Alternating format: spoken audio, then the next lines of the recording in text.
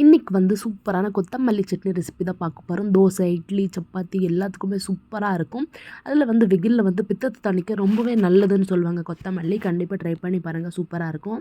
First வந்து பேனில் 2 table spoon எண்ணெய், கொஞ்சமாக கடுகு, அதில் வந்து 1 டேபிள் ஸ்பூன் உளுந்தம்பருப்பு, 1 டேபிள் ஸ்பூன் கடலைப்பருப்பு, 4லேருந்து 5 வந்து காஞ்ச மிளகாய். எண்ணெயிலே வந்து நல்லா ஃப்ரை பண்ணிவிட்டு ஒரு பாதி கட்டு கொத்தமல்லி வந்து நல்லா வாஷ் பண்ணிவிட்டு அதையும் வந்து சேர்த்துட்டு நல்லா சுருள வதக்கிடலாம். அதிலே வந்து கொஞ்சமாக வந்து தேங்காய் வந்து ஆட் பண்ணியிருக்கேன்.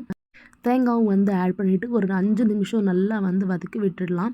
வதக்கி விட்டுட்டு லாஸ்ட்டில் ஒரு சின்ன சைஸ் அளவு வந்து புளி வந்து போட்டுட்டு அது வந்து நல்லா கூலானதும் மிக்சியில் போட்டு இந்த மாதிரி ரொம்ப நைஸாகவும் இல்லாமல் ரொம்ப குறப்பாகவும் இல்லாமல் மீடியமாக பதமாக இந்த மாதிரி அரைச்சா சூப்பராக இருக்கும் டேஸ்ட்டு.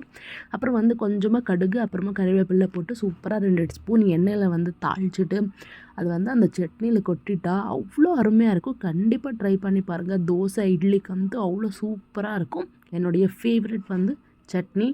கண்டிப்பாக எல்லோரும் ட்ரை பண்ணி பாருங்கள். தேங்க்யூ ஃபார் வாட்சிங். சப்ஸ்கிரைப் பண்ணாதவங்க அப்படியே நம்ம சேனலில் மறக்காமல் சப்ஸ்கிரைப் பண்ணி சப்போர்ட் பண்ணுங்கள்.